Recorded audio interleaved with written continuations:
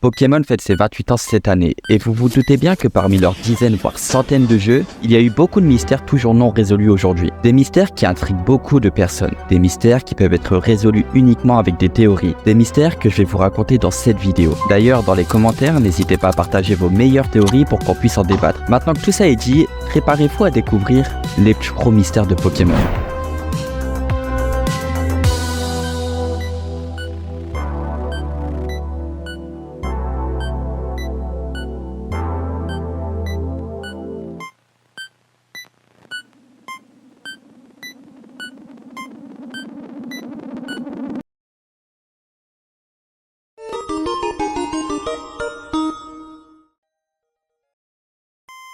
Alors, dans la ville d'Illumis, il y a un événement qui me fascine vraiment. En fait, si on entre dans un certain bâtiment et qu'on prend l'ascenseur, en sortant de celui-ci, vous ne pourrez plus bouger. Les lumières vont s'allumer et s'éteindre à de nombreuses reprises, et derrière vous, on peut voir ce qu'on appelle une Misty-Maniac, qui va se mettre à flotter autour de vous et dire une phrase très énigmatique. Non, ce n'est pas toi que je cherche. Après ça, la fille fantôme va partir et malheureusement, on ne la reverra plus jamais. Enfin dans Pokémon X et Y, parce qu'elle apparaîtra à nouveau dans un cimetière venant de Pokémon Ruby Omega et Saphir Alpha et dira une phrase « Non, ce n'est pas toi que je cherche ». Dans ces deux jeux, il y aura encore quelques événements paranormaux toujours non résolus qui vont se produire. En fait, dans la maison hantée de Pokémon X et Y, en parlant au propriétaire, on peut nous voir d'un autre point de vue, comme si une créature invisible nous espionnait, et puis on pourrait dire que c'est juste une personne normale ou encore un autre angle de caméra qui a été utilisé une seule fois dans le jeu. Mais le nom de la maison nous laisse supposer que tout ça n'est pas une coïncidence. La maison hantée. Et si tous ces événements proviendraient de cette même personne, la fille fantôme? Et d'ailleurs, cette fille, qu'est-ce qu'elle cherche réellement? On n'a toujours pas la réponse, hein. Est-ce qu'elle parle de son Pokémon maintenant décédé ou encore un de ses proches? Alors certes, dans sa première apparition, elle est dans un bâtiment comme les autres, mais lors de sa deuxième apparition, elle est dans un cimetière quand même. Je sais pas, c'est fascinant et frustrant en même temps, c'est vrai. Depuis, on n'a aucune explication à ce sujet. Certaines personnes disent que cette fille serait en rapport avec le propriétaire du manoir, étant donné que ce sont là où se trouvent les deux seuls événements paranormaux de Pokémon X et Y. Aujourd'hui, c'est-à-dire 10 ans plus tard après la sortie des jeux, personne n'a la réponse, même Game Freak, parce que selon eux, elle n'est personne et ils ne l'ont jamais intégrée dans les jeux, ce qui veut dire qu'on n'aura sûrement jamais la réponse. À moins que...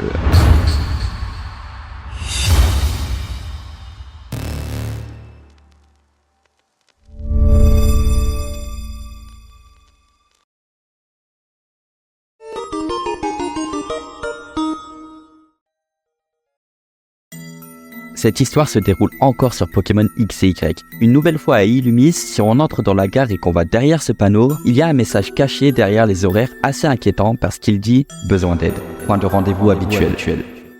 On pourrait croire qu'il s'agit d'une quête secondaire du jeu qui arrivera plus tard dans l'aventure, mais une fois que le jeu est complété à 100%, toujours rien. Qui est-ce qui a écrit la lettre? À qui elle a adressée? Il se passe quoi? Aujourd'hui, on a le droit uniquement à des théories, parce que oui, on n'a eu aucune réponse de la part de Game Freak. Est-ce qu'elle serait en rapport avec le sud de Kalos, qui n'est pas encore sorti dans ces jeux? Étant donné que le message est à la gare et qu'il dit d'aller au point de rendez-vous habituel, et peut-être qu'on y est déjà, et que quelqu'un arrive en train. Ou encore peut-être que c'est lié avec Bella de Nice, ou en rapport avec la centrale de Kalos. D'ailleurs, la gare, parlons-en. Il y en a une à Mosem, mais qui sert totalement à rien parce que aucun train est passé par là. Elle nous mène nulle part. Si la suite de Pokémon X et Y était sortie comme prévu, beaucoup de ces mystères seraient résolus. Parce que, oui, je vous en ai pas encore parlé, mais à la base, une suite de ces jeux était en développement sous le nom de Pokémon X2 et Y2. Et pourquoi ce n'est jamais sorti? Eh bien, par manque de temps. En effet, Game Freak devait s'empêcher de sortir Pokémon Soleil et Lune et ont donc décidé d'abandonner le développement de ces jeux. Et c'est donc pour cette raison qu'il y a tant de mystères. Et celui-ci sera toujours sans réponse.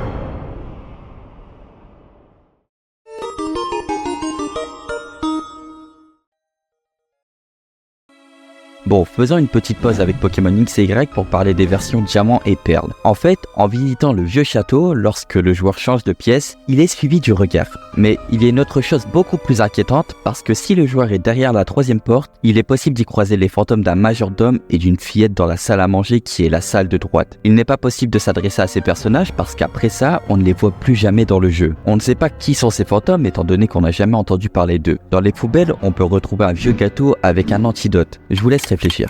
Et si ces personnes étaient décédées d'un empoisonnement et que le meurtrier essayait de cacher les preuves? De plus, dans ce château, il y a un troisième lit. Admettons que les deux lits appartenaient aux deux personnes décédées. Alors, à qui serait le troisième lit? À l'entrée du château, il y a 7 statues qu'on retrouve toujours dans les arènes. D'habitude, ils sont 2 symétriques entre elles. Et dans le manoir Pokémon, qui comme par hasard ressemble fortement au vieux château, on peut retrouver cette deuxième statue derrière Monsieur Décorum, protégée par un garde qui nous empêche de la voir de plus près, comme si elle cachait quelque chose. En retournant dans le manoir de nuit, le garde n'est plus là. Ce qui veut dire qu'on peut s'approcher de cette statue. Si on appuie sur A, ce message apparaît. Oh, vous venez d'y déposer vos empreintes. La statue appartient à Monsieur Décorum et il est donc fort probable que le troisième lit est le sien, ce qui veut dire qu'il est fort probable aussi que Monsieur Décorum est un meurtrier et que vous pouvez être le coupable à sa place étant donné que vos empreintes sont sur la statue.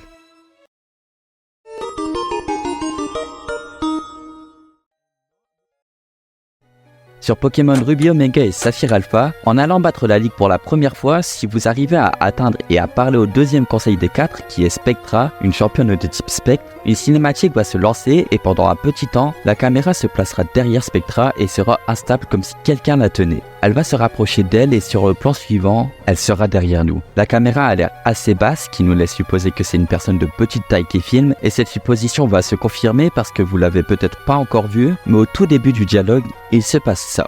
Vous la voyez? Elle apparaît mystérieusement et est assise sur la chaise en train de regarder en face d'elle. Et si on fait bien attention, la caméra est exactement du même point de vue que celui de la petite fille. Alors, est-ce qu'on sait qui est-elle? La réponse est non. C'est vraiment la seule fois où elle apparaît dans les jeux Pokémon. On ne sait pas les causes de son décès. Spectra est une dresseuse de type Spectre, donc on peut supposer qu'elle est en lien avec les morts. Et de plus, après l'avoir battue, on peut la retrouver au mont Memoria au pied d'une tombe. Pour moi, je ne vois pas d'autre solution. La personne dans la tombe est sûrement la petite fille. Est-ce la fille de Spectra? Ou est-ce sa petite sœur? Eh bien malheureusement, on ne connaît toujours pas la réponse à ce sujet.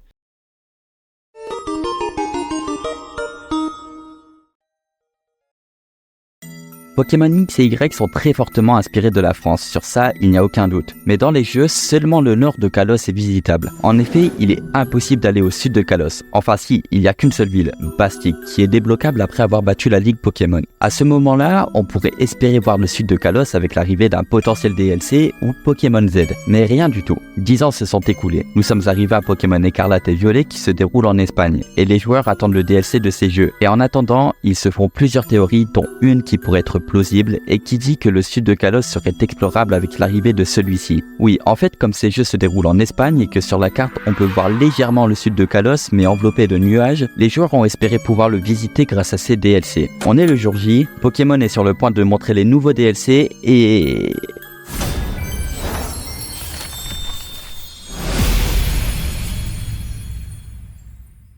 La déception pour beaucoup de joueurs, car leur théorie tombe complètement à l'eau, puisque les DLC se déroulent tout autre part. Nous sommes en 2024, Pokémon X et Y sont sortis en 2013, et malheureusement, nous n'avons toujours aucun signe de vie de pouvoir voir un jour le sud de Kalos.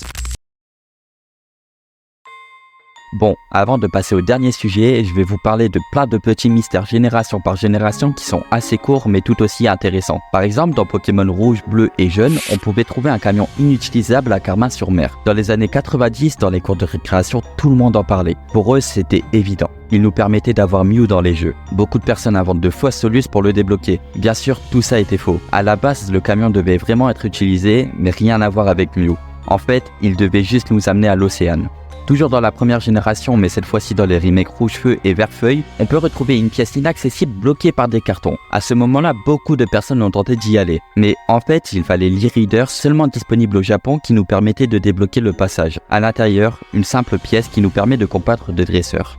Dans les versions or et argent, il y a un glitch qui demande d'avoir un hérissandre avec vol. Oui, vol. Pourquoi hérissandre? Parce que c'est le seul qui peut nous amener là où on doit aller, dans une forêt secrète. Il nous faut aussi un cheat code pour pouvoir passer à travers les arbres. Et en marchant, on tombe sur un PNJ. On ne peut pas lui parler et lui aussi est sur ces arbres. À partir de maintenant, vous aurez beau aller dans tous les endroits possibles, mais ce PNJ sera toujours sur les bordures de l'écran. Le seul moyen de le faire disparaître, c'est de recommencer le jeu depuis zéro. Nous arrivons maintenant à Pokémon Noir et Blanc. En marchant sur le pont de l'inconnu, on peut voir deux personnes côte à côte. Si on parle à cette fille, celle-ci disparaîtra mystérieusement. En continuant à droite, cette dame dit qu'avant la construction du pont, une fille venait souvent jouer avec son abra. Est-ce qu'elle parlait de la fille qu'on vient de croiser?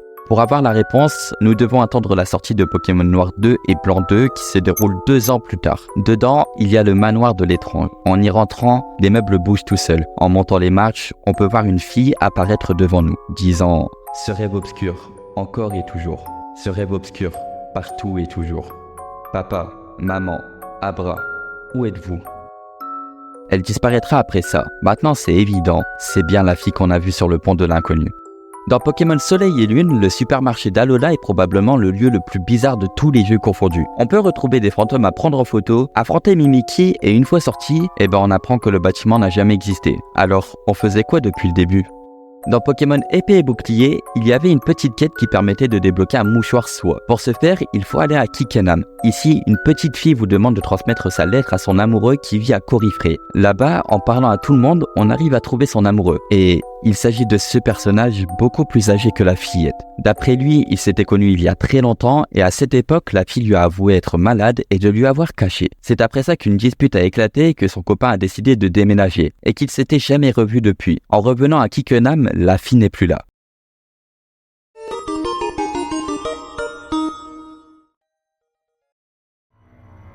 Alors c'est promis, c'est la dernière fois que je vous parle de Pokémon X et Y dans cette vidéo. Mais ce n'est pas de ma faute, hein. En fait, c'est le jeu où il y a le plus de mystères parmi toute la saga. D'ailleurs, parlons du prochain mystère basé sur les centrales de Kalos qui sont au nombre de 5, chacune basée sur un thème précis. Dans le jeu, nous devons nous rendre dans une centrale pour enquêter sur la panne d'électricité à Illumis. Parmi les 5 centrales, seulement une seule est visitable, et les autres nous disent qu'ils sont hermétiquement closes. Et on pourrait dire qu'ils sont juste là pour le décor et qu'ils ne sont pas importants. Mais étant donné qu'ils sont représentés dans une œuvre au musée, je ne pense pas qu'il soit si inutile que ça. Et d'ailleurs, il n'y aurait pas de porte qui nous permettrait de rentrer sinon. Encore une fois, on aurait pu se dire qu'on aurait eu la réponse assez rapidement avec l'arrivée de Pokémon Z. Mais comme je l'ai déjà dit, il n'est jamais sorti. Et nos derniers espoirs pour obtenir la clé de ces mystères se reposent sur Pokémon Légende ZA.